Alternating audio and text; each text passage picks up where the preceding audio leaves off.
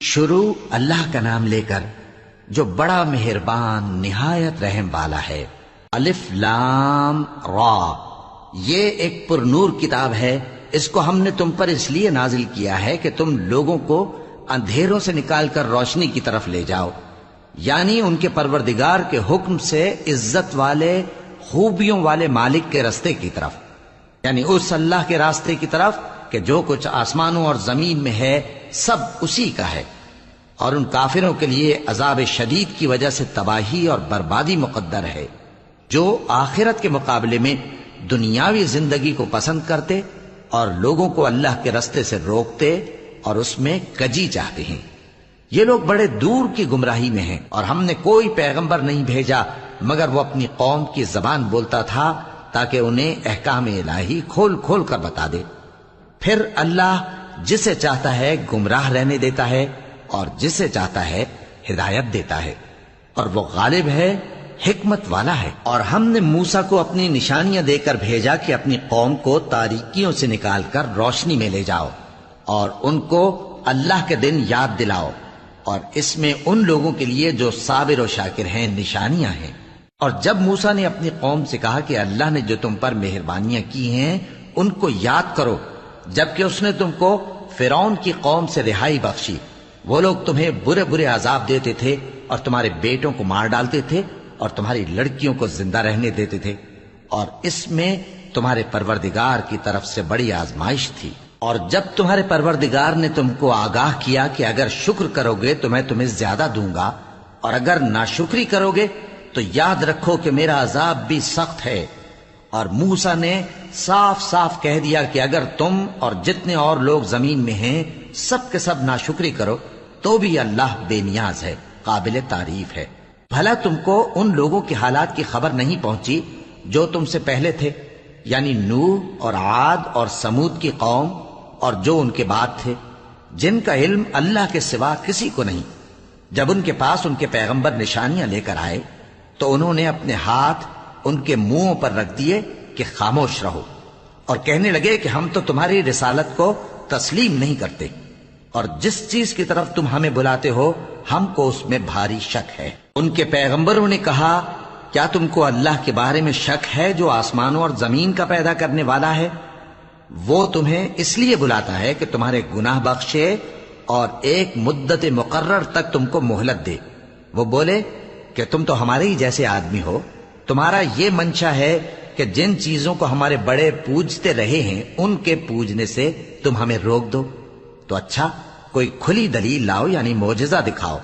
پیغمبروں نے ان سے کہا کہ ہاں ہم تمہارے ہی جیسے آدمی ہیں، لیکن اللہ اپنے بندوں میں سے جس پر چاہتا ہے نبوت کا احسان کرتا ہے، اور ہمارے اختیار کی بات نہیں کہ ہم اللہ کے حکم کے بغیر تم کو تمہاری فرمائش کے مطابق معجزہ دکھائیں، اور اللہ ہی پر مومنوں کو تو بھروسہ رکھنا چاہیے۔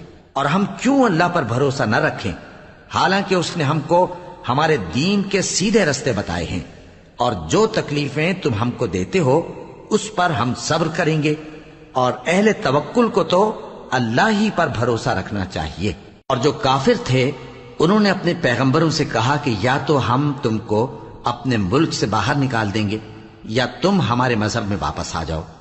بس ان کے پروردگار نے ان کی طرف وحی بھیجی کہ ہم ظالموں کو ہلاک کر دیں گے اور ان کے بعد تم کو اس زمین میں آباد کر دیں گے۔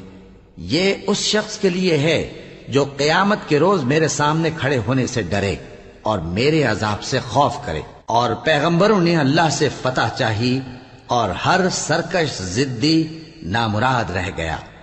اس کے پیچھے دوزخ ہے اور اسے پیپ والا پانی پلایا جائے گا، وہ اس کو گھونٹ گھونٹ کر کے پیے گا اور گلے سے نہیں اتار سکے گا، اور ہر طرف سے اسے موت آ رہی ہوگی مگر وہ مرنے میں نہیں آئے گا، اور اس کے بعد سخت عذاب ہوگا۔ جن لوگوں نے اپنے پروردگار سے کفر کیا ان کے اعمال کی مثال راکھ کی سی ہے کہ آندھی کے دن اس پر زور کی ہوا چلے جو اسے اڑا لے جائے۔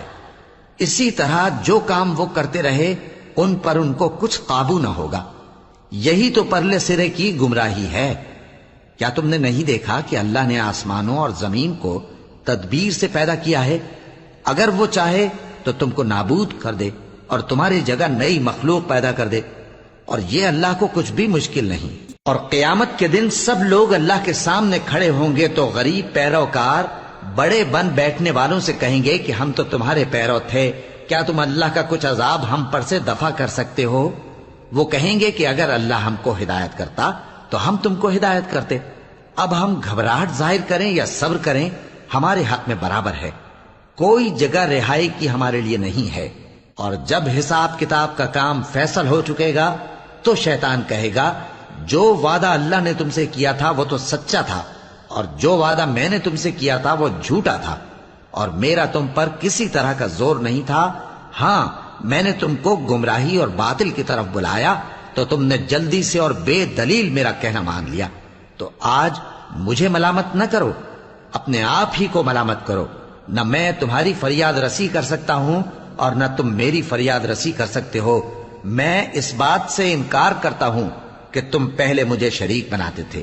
بے شک جو ظالم ہیں ان کے لیے درد دینے والا عذاب ہے۔ اور جو ایمان لائے اور عمل نیک کرتے رہے وہ بہشتوں میں داخل کیے جائیں گے جن کے نیچے نہریں بہہ رہی ہیں۔ اپنے پروردگار کے حکم سے وہ ہمیشہ ان میں رہیں گے، وہاں وہ ہر ملاقات پر ایک دوسرے کو سلام کہیں گے۔ کیا تم نے نہیں دیکھا کہ اللہ نے کلمہ طیبہ کی کیسی مثال بیان فرمائی ہے؟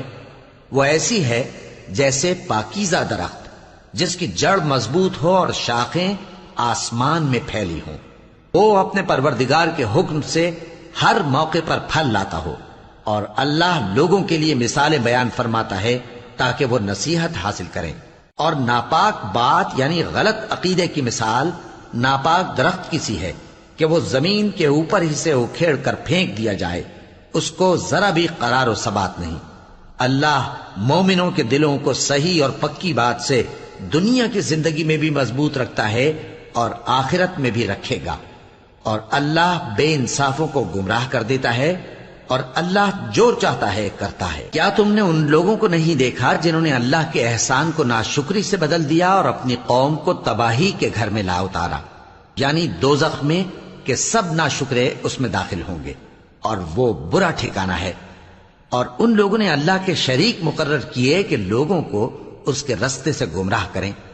کہہ دو کہ چند روز فائدے اٹھا لو، آخر کار تم کو دوزخ کی طرف لوٹ کر جانا ہے۔ اے پیغمبر، میرے مومن بندوں سے کہہ دو کہ نماز پڑھا کریں، اور اس دن کے آنے سے پیشتر جس میں نہ اعمال کا سودا ہوگا اور نہ دوستی کام آئے گی، ہمارے دیے ہوئے مال میں سے پوشیدہ اور علانیہ خرچ کرتے رہیں۔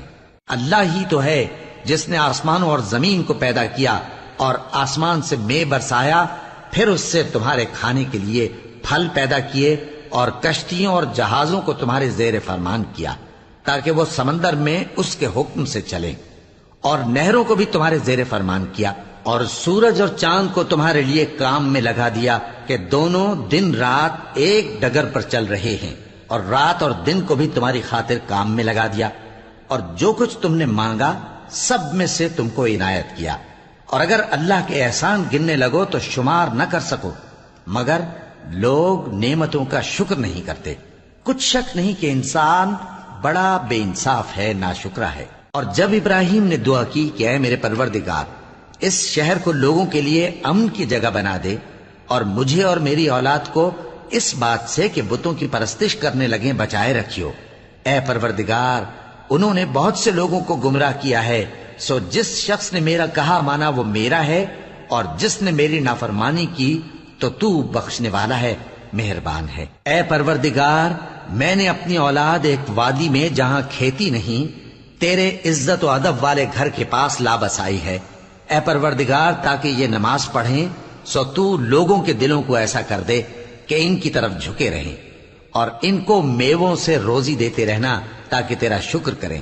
اے پروردگار، جو بات ہم چھپاتے اور جو ظاہر کرتے ہیں تو سب جانتا ہے، اور اللہ سے کوئی چیز مخفی نہیں، نہ زمین میں نہ آسمان میں۔ اللہ کا شکر ہے جس نے مجھ کو بڑی عمر میں اسماعیل اور اسحاق بخشے، بے شک میرا پروردگار دعا سننے والا ہے۔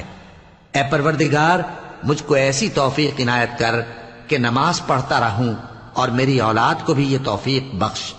اے پروردگار، میری دعا قبول فرما۔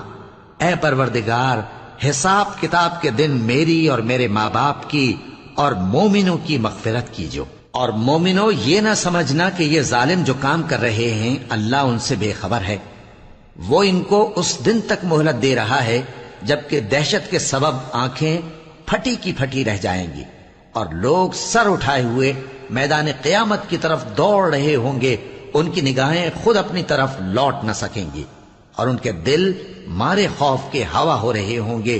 اور لوگوں کو اس دن سے آگاہ کر دو جب ان پر عذاب آ جائے گا، تب ظالم لوگ کہیں گے کہ اے ہمارے پروردگار، ہمیں تھوڑی سی مہلت عطا کر تاکہ ہم تیری دعوت توحید قبول کریں اور تیرے پیغمبروں کے پیچھے چلیں۔ تو جواب ملے گا، کیا تم پہلے قسمیں نہیں کھایا کرتے تھے کہ تم کو اس حال سے جس میں تم ہو زوال نہیں ہوگا؟ اور جو لوگ اپنے آپ پر ظلم کرتے تھے تم ان کے مکانوں میں رہتے تھے، اور تم پر ظاہر ہو چکا تھا کہ ہم نے ان لوگوں کے ساتھ کس طرح کا معاملہ کیا تھا، اور تمہارے سمجھانے کے لیے مثالیں بیان کر دی تھیں۔ اور انہوں نے بڑی بڑی تدبیریں کی، اور ان کی سب تدبیریں اللہ کے ہاں لکھی ہوئی ہیں۔ گو وہ تدبیریں ایسی غضب کی تھیں کہ ان سے پہاڑ بھی ٹل جائیں۔ تو ایسا خیال نہ کرنا کہ اللہ نے جو اپنے پیغمبروں سے وعدہ کیا ہے وہ اس کے خلاف کرے گا۔ بے شک اللہ زبردست ہے، بدلہ لینے والا ہے۔ جس دن یہ زمین دوسری ہی زمین بنا دی جائے گی اور آسمان بھی بدل دیے جائیں گے اور سب لوگ اللہ کے سامنے نکل کھڑے ہوں گے جو یکتا ہے، بڑا زبردست ہے۔ اور اس دن تم گناہگاروں کو دیکھو گے کہ زنجیروں میں جکڑے ہوئے ہیں، ان کے کرتے تارکول کے ہوں گے اور ان کے چہروں کو آگ لپٹ رہی ہوگی، یہ اس لیے کہ اللہ ہر شخص کو اس کے اعمال کا بدلہ دے۔ بے شک اللہ جلد حساب لینے والا ہے۔ یہ قرآن لوگوں کے نام اللہ کا پیغام ہے تاکہ ان کو اس سے ڈرایا جائے اور تاکہ وہ جان لیں کہ وہی اکیلا معبود ہے، اور تاکہ اہل عقل نصیحت حاصل کریں۔